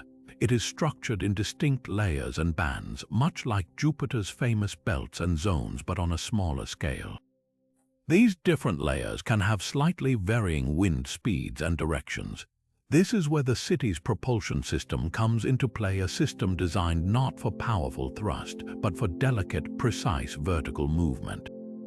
By carefully adjusting its buoyancy, the habitat can ascend or descend by a few hundred meters, essentially changing lanes in this planetary highway. Descending into a slightly slower moving layer would cause the city to fall behind relative to the faster flow above, creating a westward adjustment. Conversely, rising into a faster moving stream would push it ahead, creating an eastward nudge. It's a brilliantly efficient form of navigation, using minimal energy to harness the natural power of the wind currents themselves. This ability to change altitude is absolutely critical for avoiding danger. While the temperate zone is generally stable, it is not without its hazards. Massive convective storms could erupt, creating turbulent downdrafts or powerful vortices. Towering volcanic plumes from eruptions on the surface far below could occasionally punch through the lower cloud decks, injecting corrosive ash and superheated gases into the habitat's flight path. The city's network of meteorological sensors, combined with data from orbiting satellites, would provide an early warning system, allowing the flight controllers days of advance notice to plot a gentle, buoyancy-adjusted course around any impending trouble. This isn't about dramatic evasive maneuvers, it's about a slow, graceful, and continuous dance with the weather, always staying one step ahead of the storm. Beyond mere safety, this fine control over vertical position is also the key to optimizing the colony's most vital resource, energy. Remember, the city is powered by the immense and constant flow of sunlight, both direct from above and reflected from the brilliant cloud tops below. But the albedo, or reflectivity, of those clouds is not constant. It can vary based on cloud thickness, composition, and altitude. By gently rising or falling, the city's solar arrays can position themselves within the ideal sweet spot, high enough to avoid the thicker, obscuring haze below, but low enough to capitalize on the strongest reflective glow from the primary cloud deck. This isn't just about keeping the lights on. It's about ensuring the massive energy-hungry atmospheric processors and water reclamation plants can run at peak efficiency, guaranteeing the colony's self-sufficiency. Every minute of optimal sunlight directly translates into more breathable air, more clean water, and more carbon feedstock for manufacturing, making skillful navigation a matter of life and death in the most fundamental sense. This gentle ballet with the wind currents, however, takes place within an atmosphere that possesses a raw, untamed power we are only beginning to comprehend. While the 55-kilometer altitude offers a sanctuary of familiar pressure and temperature, it is by no means a placid one. The very winds that carry the city on its global journey are a relentless hurricane-force torrent, constantly screaming past at speeds that can exceed 200 miles per hour. This isn't an occasional storm, it is the planet's permanent default state. For a cloud city, this creates a paradoxical reality. Relative to the air immediately around it, the habitat might be moving calmly, but it is embedded within a massive river of gas that is circling the entire planet at a dizzying pace. The primary engineering challenge isn't achieving speed, but maintaining stability and structural integrity against this never-ending gale. The outer envelope would need to be engineered not just for buoyancy, but like the hull of a ship designed to weather a perpetual Category 5 hurricane. Its shape and internal bracing calculated to minimize stress and prevent catastrophic failure from metal fatigue over decades of constant strain. Beyond the sheer force of the wind lies an even greater mystery: the potential for weather patterns and atmospheric phenomena that we simply cannot predict from our limited Earth-based perspective. Our probes have given us snapshots, glimpses of massive gravity waves propagating through the cloud decks, strange stationary bow-shaped structures that stretch for thousands of miles, and those immense super bolts of lightning illuminating the depths. But we have never monitored this environment continuously over long periods. What other colossal events might unfold in that thick chemical soup? Could there be storms of a scale and nature we haven't yet imagined, events that make our terrestrial hurricanes look like gentle breezes? The potential for unknown unknowns is perhaps the most significant long-term hazard. A previously unobserved type of atmospheric turbulence, a sudden and violent convective plume erupting from the deeper hell below, or a concentrated pocket of some highly reactive chemical compound, any of these could emerge from the golden haze with little warning, testing the city's defenses in ways its engineers never anticipated. Our entire understanding of meteorology would have to be rewritten for this alien world, and the colonists would be both the students and the potential test subjects in that grand, ongoing experiment. And permeating every cubic inch of this dynamic, powerful environment is the ever-present, insidious threat of corrosion. The clouds are not made of water vapor, they are a mist of concentrated sulfuric acid, a highly corrosive chemical that actively seeks to break down and destroy most materials we use. This isn't a threat that comes in occasional bursts, it is a constant microscopic bombardment. The acid droplets would condense on every external surface, seeping into microscopic pores and imperfections, slowly eating away at metals, degrading seals, and clouding transparent viewports. The maintenance schedule for a cloud city would be dominated by this one relentless foe. Teams in protective suits would be engaged in a never-ending cycle of inspection, cleaning, and replacement. They would constantly be scrubbing acid residue from sensor arrays, applying and reapplying specialized protective coatings to the habitat's outer skin, and monitoring the integrity of critical components for the slightest signs of wear. This demands a revolution in materials science. We couldn't rely on traditional metals and alloys alone. The city's external structures would likely be composites of advanced ceramics and polymers, materials like Teflon or Vectran that are inherently resistant to acid attack. Critical metal components might be plated with gold or platinum, not for luxury, but because these noble metals are virtually inert and can withstand the corrosive mist. Even with these advanced materials, the design philosophy would embrace redundancy and easy replacement. Every external part, from a communication antenna to a solar panel bracket, would be designed as a module that can be quickly detached and swapped out by a maintenance crew before its degradation ever becomes a safety issue. Life in the clouds of Venus would therefore be a testament to vigilance. a society built on the understanding that their survival depends on a continuous, meticulous dance of upkeep against a world that is perpetually trying to dissolve them back into its own chemical soup. Before a single human ever sets foot, or rather, floats within that golden haze, the skies of Venus will belong to the robots. This isn't just a preliminary step. It's the absolute, non-negotiable foundation upon which the entire dream of a cloud city is built. We cannot simply launch a crew into that unknown.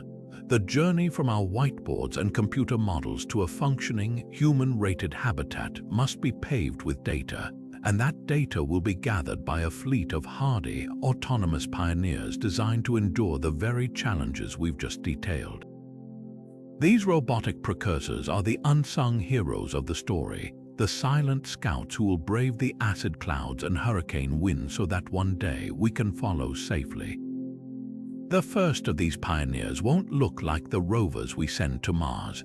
They will be aerobots, sophisticated, balloon-borne laboratories designed for long-duration flight. Imagine a mission like NASA proposed Venus Atmospheric Maneuverable Platform, or VAMP. This wouldn't be a small, simple weather balloon. It would be a large, incredibly durable, inflatable aircraft shaped like a wedge or a flying wing, designed to soar and glide for months or even years on end. Its top surface would be covered in ultra-light, flexible solar panels to power its systems, while its underside would be coated in advanced acid-resistant materials. This craft would be a technological marvel, but its mission would be straightforward: survive and tell us everything. Its instrument suite would be a wish list for atmospheric scientists. It would carry miniaturized chemical labs to continuously sample the air, analyzing the concentration of sulfuric acid droplets, hunting for trace gases like phosphine, and mapping variations in composition across different cloud layers. It would have meteorological sensors to measure wind speed, pressure, and temperature with unprecedented precision, giving us our first true understanding of the microclimates within the temperate zone.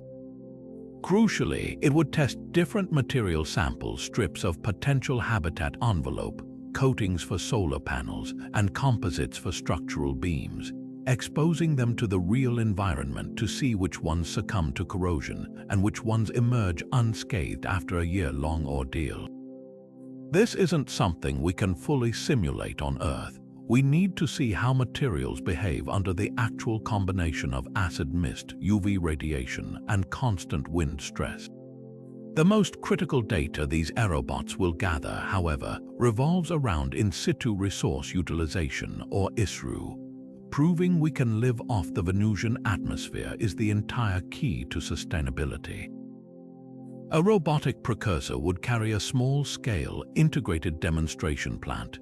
Picture a unit no larger than a mini-fridge attached to the underside of the aerobot.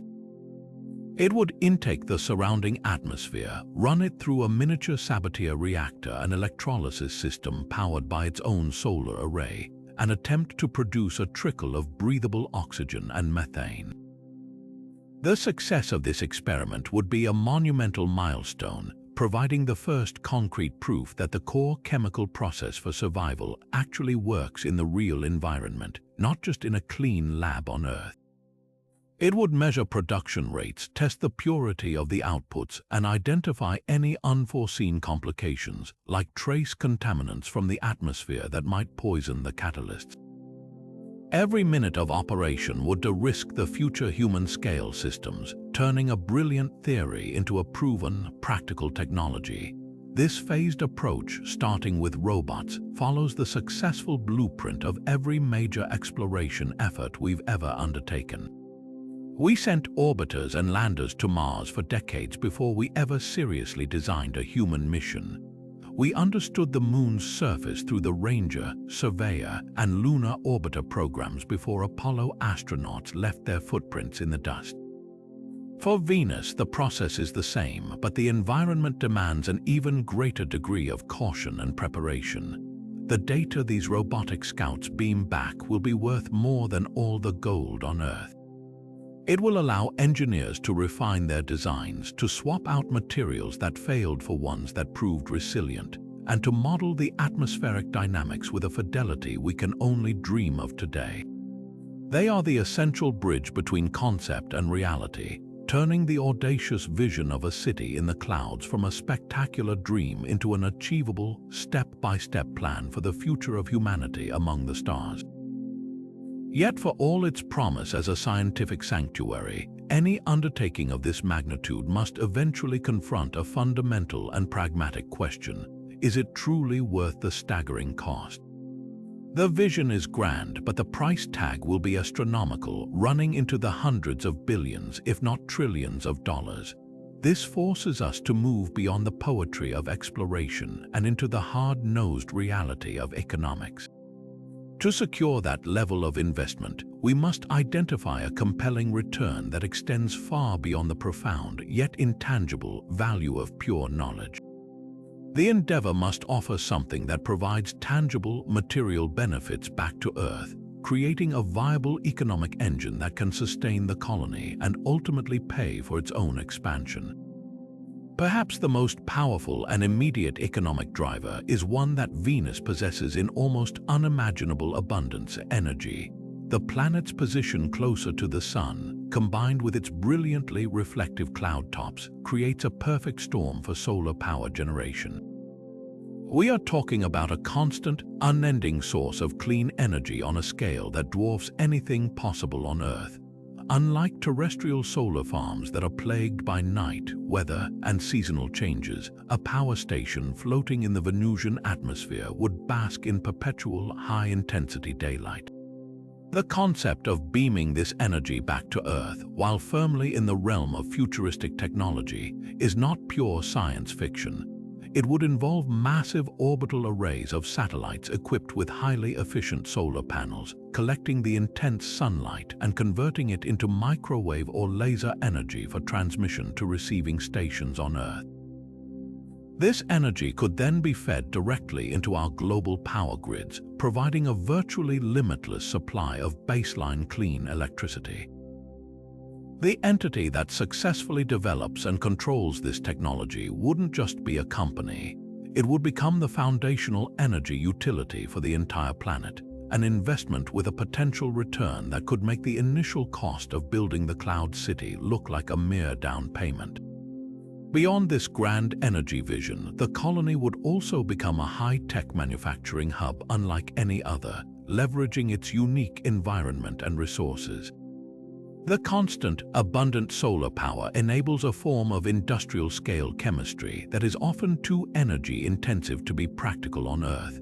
The Venusian atmosphere itself is a massive, free-for-the-taking reservoir of raw materials, primarily carbon dioxide and nitrogen, with traces of sulfur and other elements. With immense amounts of cheap, clean power, colonists could operate facilities to process this atmosphere into valuable commodities. We've already discussed creating breathable air and water, but the same principles apply to manufacturing. They could synthesize high-efficiency fertilizers like ammonia for shipment back to Earth's agricultural sectors. They could produce ultra-pure graphite, graphene, and carbon nanotubes in orbital factories, materials that are incredibly strong, lightweight, and valuable for everything from next-generation electronics to advanced construction on Earth. By situating this heavy industry off-world, we also achieve a significant environmental benefit for our own planet, outsourcing the carbon footprint and pollution of manufacturing to a world that is already a scorching greenhouse. Yet the most profound economic argument might be the most philosophical one: the value of a backup. For the first time in history, we are becoming acutely aware of our own planetary vulnerability. We face a growing list of existential threats, from the slow burn of climate change and resource depletion to the sudden shock of a supervolcano eruption or a large asteroid impact. These are not abstract fears from disaster movies. They are genuine risks that could cripple or even end human civilization. Establishing a permanent, self-sustaining human society on another world is the ultimate insurance policy for our species. It is the most profound form of risk mitigation imaginable. The economic value of ensuring the continued existence of human knowledge, culture, and biology is quite literally incalculable.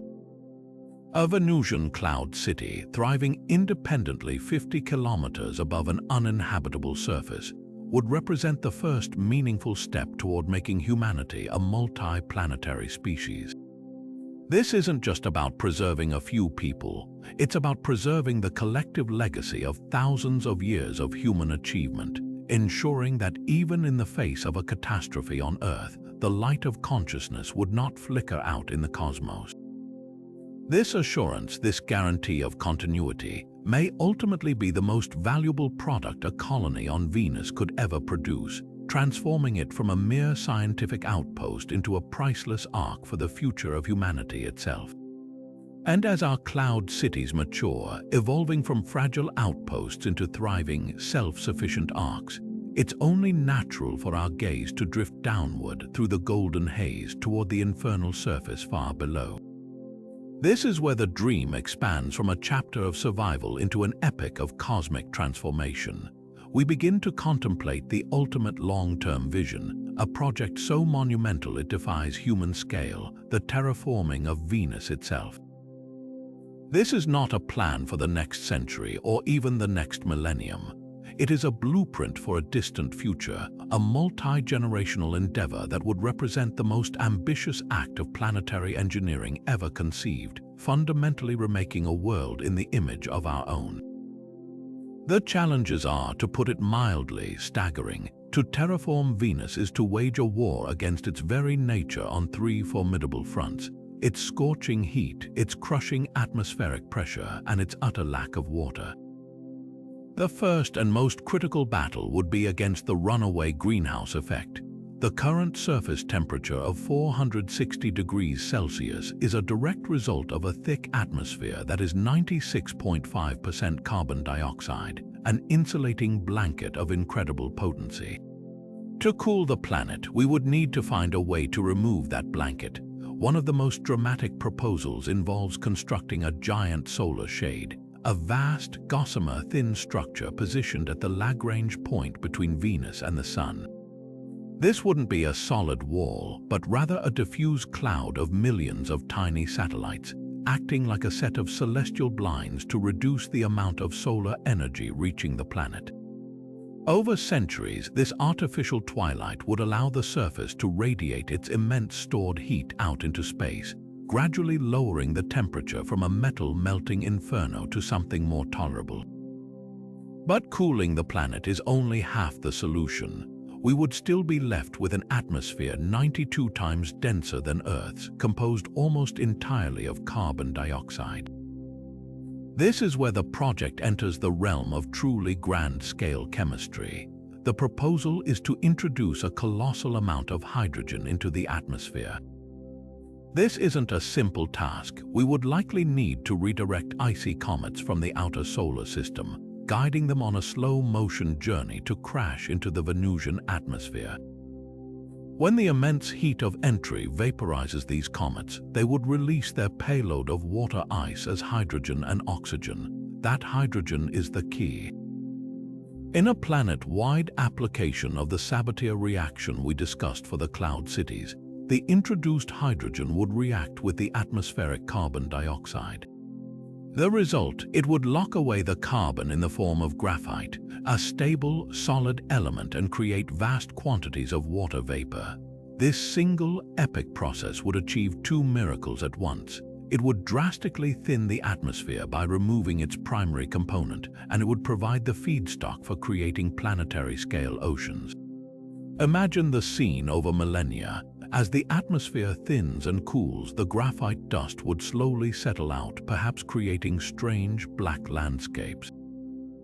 The water vapor would condense as rain, a rain that would initially sizzle on the still hot rocks, but would eventually begin to accumulate, first in low-lying basins, then in growing seas, and finally in a planet-girdling ocean.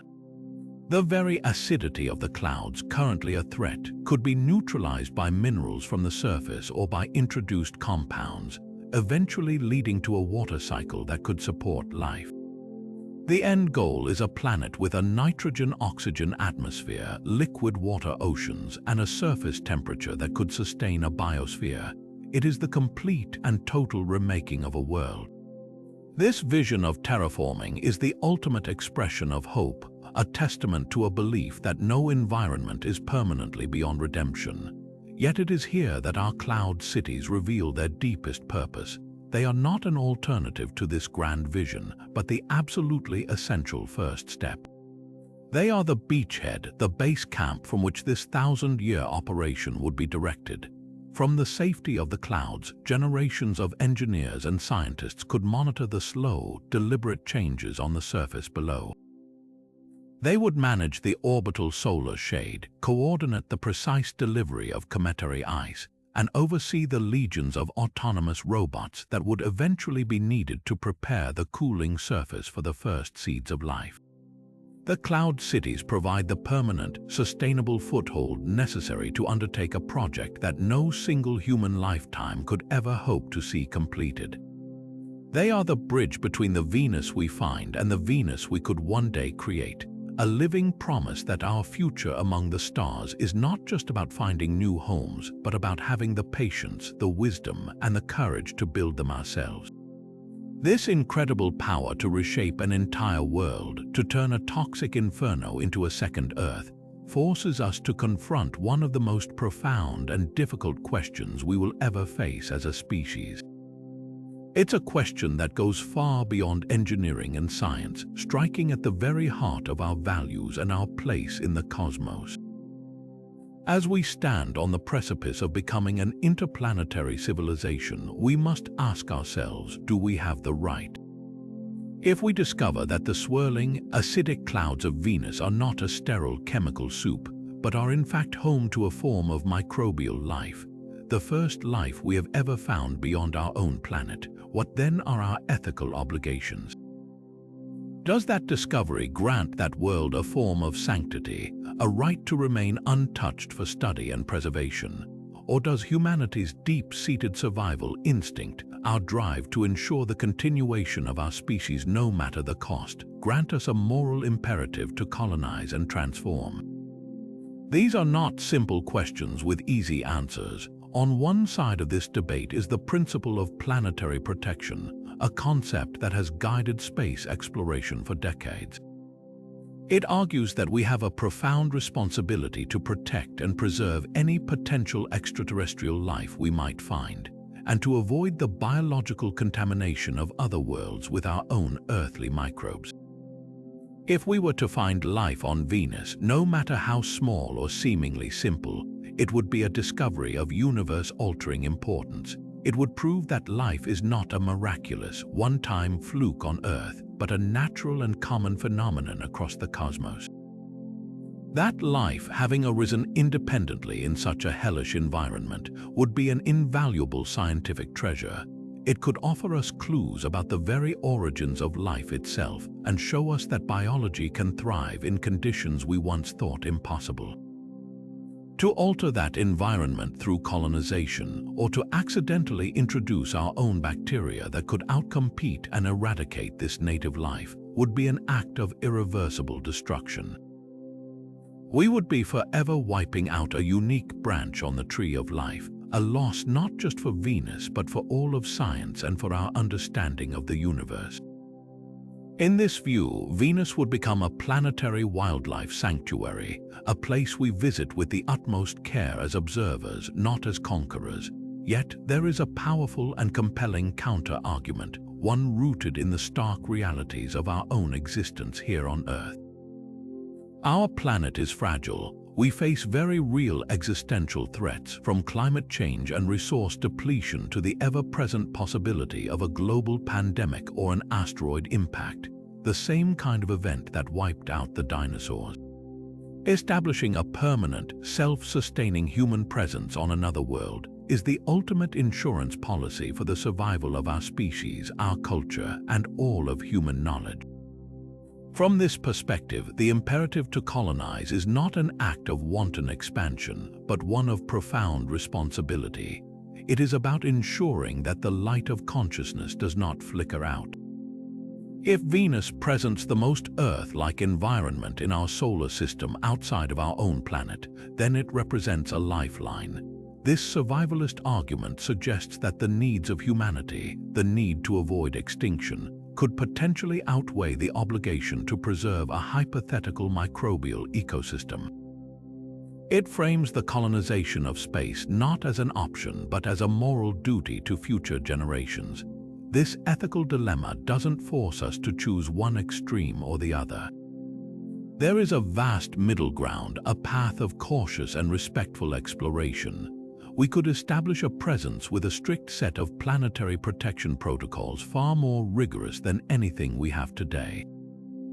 Our cloud cities could be designed as perfectly sealed environments, with all waste meticulously contained and all atmospheric sampling done by sterilized robots to prevent any cross-contamination.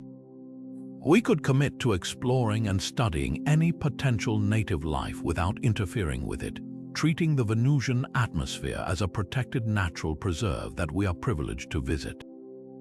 This approach would allow us to secure our future while still honoring our responsibility as stewards of scientific discovery. It would be a testament to our maturity as a species, proof that we can reach for the stars not with a heavy hand, but with a gentle touch capable of awe and reverence for the universe we are entering. The choice we make will define us for centuries to come, revealing whether we are destined to be mindful citizens of the galaxy or simply its next invasive species. So the stage is set for the greatest debate in the future of space exploration. Where should humanity plant its first permanent flag beyond the moon? For decades, the public imagination has been captivated by the red planet, a world of rusty deserts and polar ice caps that feels like a logical, if challenging, next step. But as our understanding of Venus has deepened, a powerful and persuasive counter-argument has emerged from the clouds, positioning it not as a hellscape to be avoided, but as a contender that might just hold the superior hand. This isn't about picking a favorite, it's a rigorous side-by-side analysis of two vastly different paths for our species, each with a unique set of profound advantages and staggering challenges. Let's begin with the journey itself, because the sheer difficulty of getting there can make or break a colonization effort before it even starts. Traveling to Mars is a long, grueling haul. Depending on the alignment of our two planets, which only offers a favorable launch window every 26 months, the one-way trip can take anywhere from 6 to 9 months. That's over half a year for a crew confined to a small spacecraft, exposed to the constant background radiation of deep space and the debilitating effects of microgravity on their bones and muscles. Arrival is a heart-stopping affair known as the 7 minutes of terror, where a spacecraft must perform a complex series of automated maneuvers, firing retro-rockets, deploying a supersonic parachute, and finally initiating a powered descent to slow from thousands of miles per hour to a gentle touchdown on the surface. It's a maneuver with razor-thin margins for error. Now contrast that with a trip to Venus. Because it's closer to the Sun and has a shorter orbital path, the transit time can be as little as 5 months during optimal windows, reducing the crew's exposure to radiation and isolation. But the real magic happens upon arrival. Instead of fighting the planet with rockets, a Venus-bound mission would use the planet's greatest feature, its incredibly dense atmosphere, as a natural break in a maneuver called aerocapture. The spacecraft would simply dip its specially designed heat shield into the upper atmosphere, letting atmospheric drag slow it down enough to be captured into orbit, all without burning a drop of fuel. From there, the habitat module would make a similar controlled entry, using parachutes only until it reaches the temperate zone, where it would inflate its giant airbag and begin floating effortlessly. The entire process is inherently more fuel efficient and, many engineers argue, less risky than a precision landing on a distant rock. Once we're there, the daily living conditions present another dramatic fork in the road. Mars offers the psychological comfort of a solid surface underfoot, a familiarity we instinctively crave, but that's where the comforts end. Martian gravity is only 38% of Earth's, a force so low that we still don't fully understand its long-term effects on human health, though it almost certainly means severe muscle atrophy and bone density loss over time. Its thin atmosphere, mostly carbon dioxide, provides virtually no protection from solar and cosmic radiation, forcing colonists to live underground or in heavily shielded habitats to avoid dangerous exposure. The surface temperature averages a frigid -60 degrees Celsius, and while there is water ice, it's locked away at the poles or in subsurface deposits, requiring significant effort to extract and purify. Life in the clouds of Venus, however, would be a study in paradoxical comfort. The first and perhaps most significant advantage is gravity. Within that floating habitable zone, the force of gravity you would experience is about 90% of Earth's, a near-perfect match. This could mitigate the devastating health effects of long-term spaceflight, allowing humans to live and work for years without suffering the same physical degradation as on Mars. Secondly, that immensely thick atmosphere overhead, while toxic to breathe, acts as a superb radiation shield, equivalent to being about a meter underwater on Earth. Colonists would be protected from solar flares and galactic cosmic rays without needing to bury their homes. The ambient temperature is a pleasant shirt-sleeve range, and while the atmosphere lacks water, it is an inexhaustible reservoir of other critical resources like carbon dioxide and nitrogen, right outside the front door, ready to be processed. The resource equation is perhaps the most decisive factor. Mars has water ice, which is crucial, but accessing it requires mining operations in freezing, remote locations. Its thin atmosphere is useless for breathable air or chemical processing. Every ounce of oxygen would have to be extracted from rocky regolith, an energy-intensive process. Venus, by stunning contrast, offers an ocean of raw materials simply floating in the air. The carbon dioxide that makes up the atmosphere can be split into breathable oxygen and carbon for manufacturing. The sulfuric acid clouds can be processed to extract water and hydrogen, and the energy to power all of this is limitless thanks to the planet's proximity to the Sun and the highly reflective cloud tops that provide a constant dual-source solar bounty. A Venus colony could achieve self-sufficiency far more readily than a Martian one, which would remain dependent on intermittent resupply from Earth for much longer. In the end, the choice between Mars and Venus is a choice between two different philosophies of exploration. Mars represents a conservative, incremental approach. It's a familiar environment, a solid rock we can walk on, and it represents the next logical step in a chain that began with the Moon. It appeals to our terrestrial instincts. Venus, however, represents a bold, transformative leap. It requires us to think differently, to abandon the notion that humanity must always live on the ground. It demands that we become a truly spacefaring civilization, capable of building and sustaining our own worlds in the sky. The red planet offers a challenging extension of our current reality. The cloud cities of Venus offer a glimpse of a radically new and sustainable future, a testament to our ingenuity and our refusal to be limited by the conditions nature provides. The ultimate showdown isn't about which planet is better, but about which version of humanity we ultimately choose to become.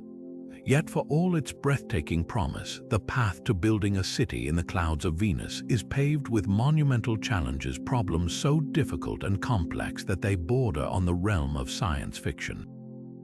These aren't mere engineering puzzles to be solved with a clever new alloy or a more efficient circuit.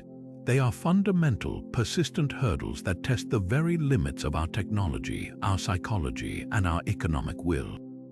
To embrace the dream of Venus, we must first stare unblinkingly into the face of these potential showstoppers, acknowledging their immense scale with clear-eyed honesty.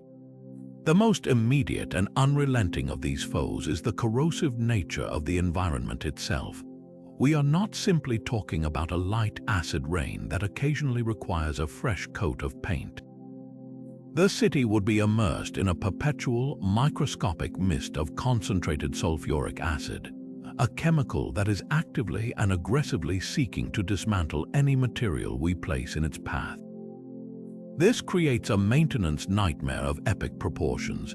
Every single external component, solar panels, sensor arrays, the outer envelope of the habitat itself, would be under constant chemical siege. The question isn't if something will degrade, but how quickly. Engineers would be engaged in a never-ending war of attrition, designing systems for easy replacement and developing new, ultra-resistant materials. Think of advanced ceramics, Teflon-based composites, or even gold plating for critical electrical contacts, not for luxury, but because gold is one of the few elements that is virtually inert and can laugh in the face of sulfuric acid. Even with these exotic materials, the reality is that the city's external skin would have a finite lifespan, requiring entire sections to be prefabricated inside and then swapped out by crews in protective suits in a dizzying, continuous ballet of repair high above the inferno below. This isn't a one-time construction job. It is a permanent state of vigilant upkeep against an environment that is perpetually trying to dissolve your home back into its own chemical soup. Beyond the physical decay of machines lies a far more subtle and potentially devastating threat: the psychological toll on the human mind. Imagine the reality of daily life in the cloud city. You are living in a sealed, artificial environment, a bubble of Earth-like conditions surrounded by an utterly lethal outside world. There is no stepping out for a breath of fresh air. There is no feeling of sun on your skin or wind in your hair. Every view of the magnificent golden haze is through a reinforced, multi-paned viewport. This is a level of permanent confinement that we have never before experienced. On the International Space Station, astronauts know their mission is temporary, and they have the constant, comforting spectacle of Earth rolling by below, a beautiful blue reminder of home. On Mars, for all its hostility, colonists could eventually don a suit and walk on the actual surface of the planet, feeling regolith under their boots and exploring a new world. In the clouds of Venus, that fundamental connection to a planetary body is severed. You are not on the planet, you are in its sky, forever adrift. The outside is not a landscape to be explored, but a beautiful, deadly prison wall. The serene, unchanging golden twilight could easily transform from a marvel into a source of profound monotony and sensory deprivation. The knowledge that a single hull breach or a critical systems failure would mean almost instant, horrific death would be a low-level, constant stressor for every single resident. Mitigating this would require a revolution in habitat design, prioritizing vast, open atriums filled with living plants, immersive virtual reality systems to simulate Earth-like environments, and a rigorous focus on community mental health. But even with the best preparations, the psychological impact of such existence is the great unknown variable, a silent enemy that could undermine the entire endeavor from within.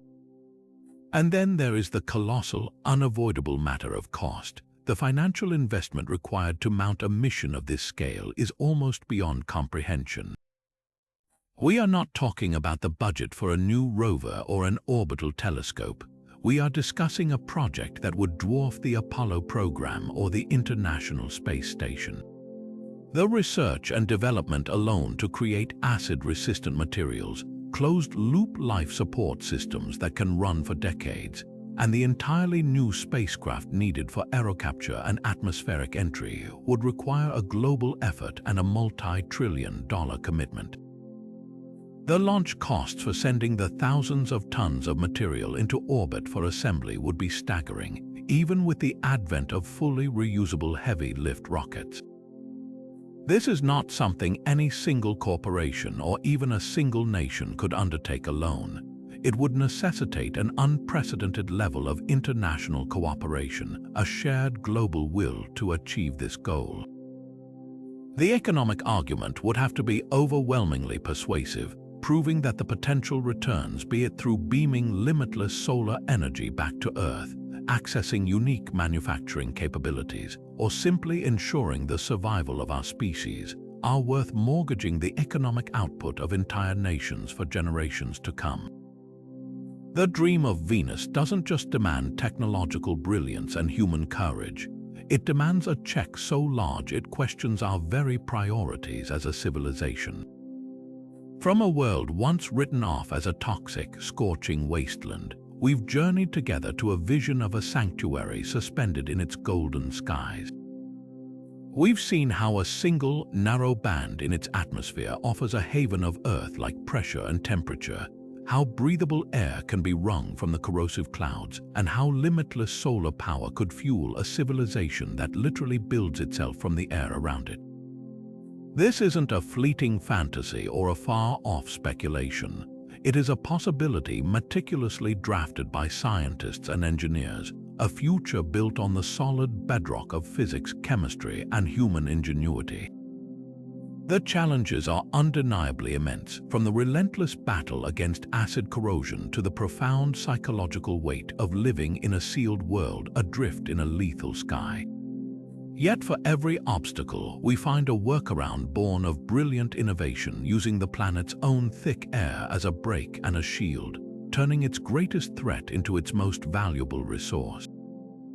This audacious idea redefines the very meaning of exploration and home. It dares us to think beyond the solid ground, to imagine a society that doesn't just land on a planet but floats within it, living in elegant balance with an environment that first appears utterly hostile. The Cloud City is more than a potential settlement. It is a testament to our species' unyielding drive to push beyond the known, to find hope and opportunity in the most unlikely of places. It represents a future where humanity is not confined to a single world, but becomes a truly spacefaring civilization, capable of creating its own habitats and securing its future among the stars. The story of Venus is still being written, and the next chapters are ours to author. This vision invites all of us to be a part of it. You can follow the thrilling progress of missions like Da Vinci and Veritas, which will soon probe those acidic clouds and map that volcanic surface, gathering the crucial data that will turn today's concepts into tomorrow's blueprints. Support the organizations, both public and private, that are daring to ask the big questions and invest in the technologies that will make this future possible. And the next time you look up into the night sky and see that brilliant, steady beacon, see it not as a warning but as an invitation. See it as a reminder that the future is not a distant dream, but a destination we are building together, one discovery, one innovation, one bold idea at a time. Keep looking up at our sister planet with wonder, with ambition, and with the unwavering belief that even the most impossible beginnings can lead to extraordinary new worlds.